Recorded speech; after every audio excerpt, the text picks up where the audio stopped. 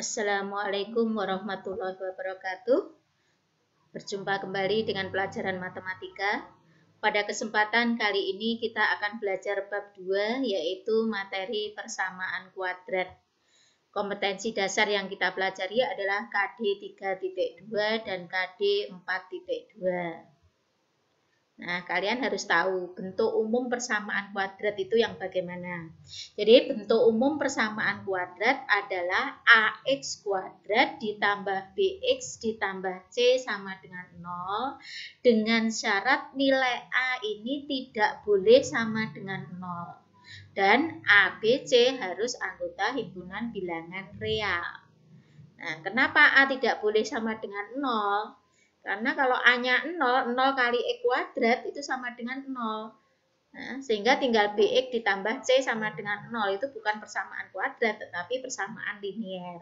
Jadi di sini A syaratnya sekali lagi tidak boleh sama dengan 0. Tapi kalau nilai B, nilai C 0 itu boleh. Nah, sekarang akar-akar atau penyelesaian dari AX kuadrat ditambah BX ditambah C sama dengan 0 itu artinya kita akan mencari nilai X. Nilai X yang memenuhi persamaan kuadrat ini. Artinya jika nilai X itu disubstitusikan ke persamaan ini itu menghasilkan pernyataan yang bernilai benar. Nah, itu maksudnya mencari akar-akar persamaan kuadrat. Nah, cara menyelesaikan persamaan kuadrat atau cara menentukan akar-akar persamaan kuadrat itu ada 3 cara. Yang pertama dengan memfaktorkan, yang kedua dengan rumus kuadratik atau rumus ABC, dan yang ketiga dengan melengkapkan kuadrat sempurna. Akan kita bahas satu persatu. Yang pertama yaitu menentukan akar persamaan kuadrat dengan memfaktorkan. Nah, dengan memfaktorkan ini nanti ada beberapa tipe ya. Sekarang akan kita bahas tipe yang pertama dulu. Nah, tipe yang pertama yaitu persamaan kuadrat jika nilai C-nya sama dengan 0. Jadi konstantanya 0. Nah, sehingga bentuk umumnya tinggal AX kuadrat ditambah BX sama dengan 0. Nah, di sini untuk memfaktorkan bentuk ini caranya kita tentukan FPB dari AX kuadrat dengan BX. FPB dari AX kuadrat dengan BX itu apa? X. Nah, X kita kalikan dengan, untuk mencari ini kita lihat caranya AX kuadrat dibagi X. Nah, itu tinggal AX. Kemudian BX dibagi X itu B. Nah, kalau kita jabarkan ini ya, kita cek, kita jabarkan sudah sesuai dengan belum dengan soalnya. X kali AX. AX kuadrat. Nah, benar ya. Kemudian X kali B itu adalah positif BX. Nah, ini maksudnya faktor dari AX kuadrat ditambah BX. Nah, kalau sudah kita faktorkan baru nanti kita selesaikan. Nah, contoh soal ya. 20x kuadrat dikurangi 35x sama dengan 0. Nah, di sini nilai konstantanya 0 ya, tidak punya konstanta. FPB dari 20x kuadrat dengan 35x itu adalah 5x. Nah, kemudian kita cari 5x kali berapa biar hasilnya 20x kuadrat. Nah, berarti harus kita kalikan dengan 4x. Karena 5x kali 4x menghasilkan 20x kuadrat. Dan kita kurangi 5x kali berapa? Biar hasilnya 35x. Nah, berarti 5x harus kita kalikan 7. Nah, ini sudah kita faktorkan. Kalau sudah kita faktorkan, kita cari penyelesaiannya. Dari sini kita cari penyelesaiannya yaitu 5x sama dengan 0 atau 4x dikurangi 7 sama dengan 0. Nah, 5x sama dengan 0 berarti x-nya harus berapa? 0. Karena 5 kali 0, 0. Atau 4x dikurangi 7 sama dengan 0, maka 4x sama dengan 7. Jadi negatif 7 di ruas kiri pindah ke ruas kanan menjadi positif 7. Dari situ x sama dengan 0 atau x sama dengan 7/4. Nah, 7/4 itu bisa ditulis menjadi X sama dengan 1/3/4. Jadi, 20X kuadrat dikurangi 35X sama dengan 0 ini mempunyai dua penyelesaian atau dua akar. Yang pertama X sama dengan 0, yang kedua X sama dengan 1/3/4. Lanjut contoh soal yang kedua. 2 kali P kurangi L sama dengan P kali P ditambah 1 dikurangi 2. Nah, di sini semua yang ada di dalam kurung kita kalikan 2, sifat distributif. 2 kali P, 2P. Dikurangi 2 kali 1, 2. Sekarang ruas kanan, P kali P, P kuadrat. P kali 1 itu P. Kemudian dikurangi 2. Dari sini semua yang ada di ruas kanan kita pindah ke ruas kiri. Jadi P kuadrat positif pindah ke ruas kiri jadi negatif. Kemudian ditambah 2P ini tetap tandanya karena sama-sama di ruas kiri. Kemudian, nah ini positif P di ruas kanan pindah ke ruas kiri jadi negatif P.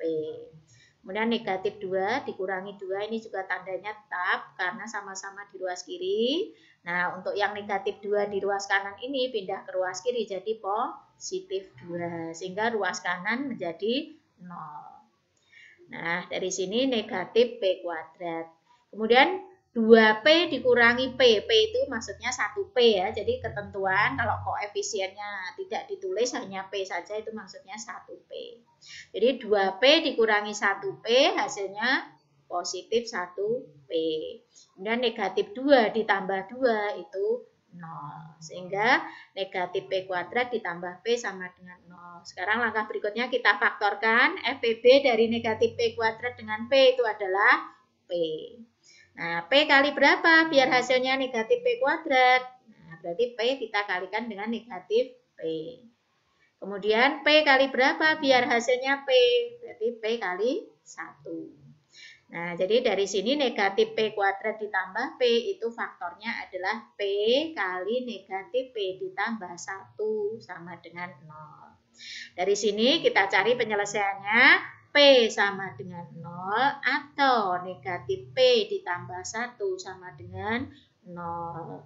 P sama dengan 0 atau, nah sekarang negatif P sama dengan negatif 1. Jadi positif 1 di ruas kiri ini kita pindah ke ruas kanan jadi negatif.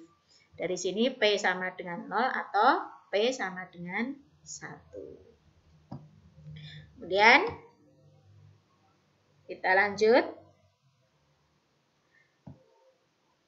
Nah, pemfaktoran jenis kedua yaitu bentuk selisih kuadrat. Nah, ini rumus yang harus kalian pelajari ya. AX dikuadratkan dikurangi B kuadrat sama dengan AX ditambah B kali AX dikurangi B. Jadi ini AX, ini juga AX sama ya. B ini juga B, yang membedakan ini ditambah, ini dikurangi.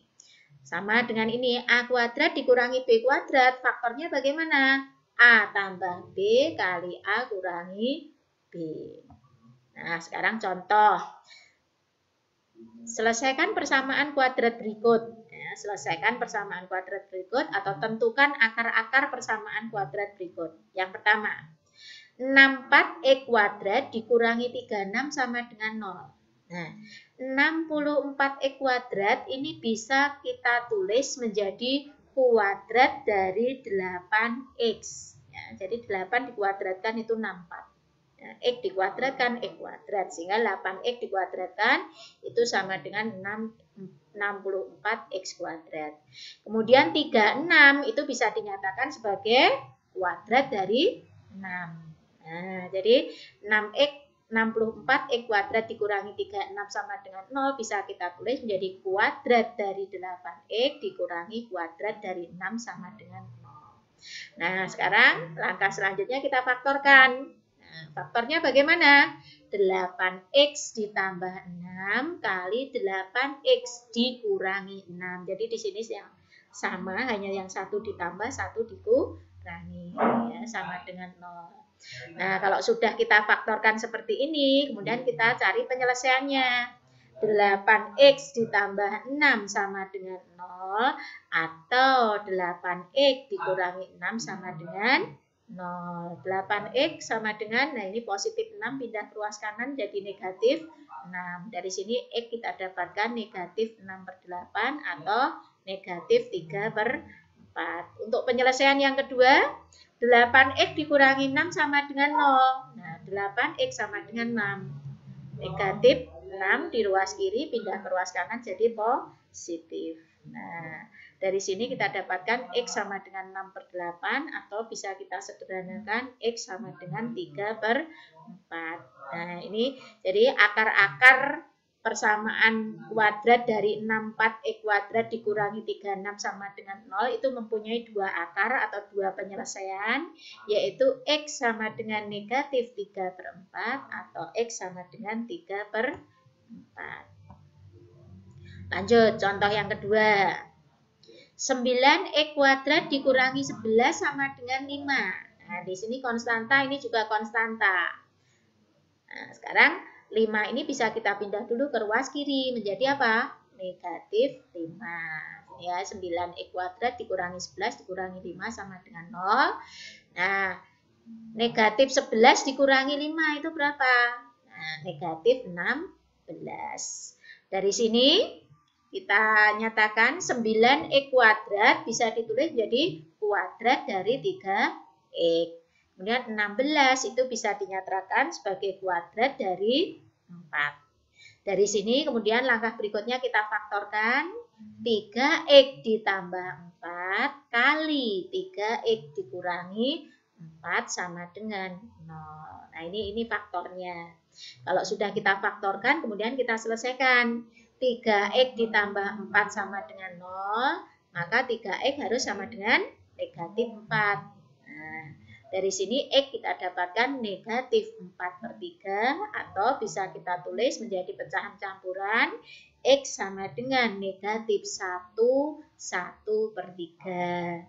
Kemudian untuk penyelesaian yang kedua, kita perhatikan 3x dikurangi 4 sama dengan 0. Maka kita dapatkan 3x sama dengan 4. Maka X sama dengan 4 per 3 atau X sama dengan 1 sepertiga. Ya. Tuh. Saya kira untuk pertemuan ini kita akhiri sampai di sini. Wassalamualaikum warahmatullahi wabarakatuh.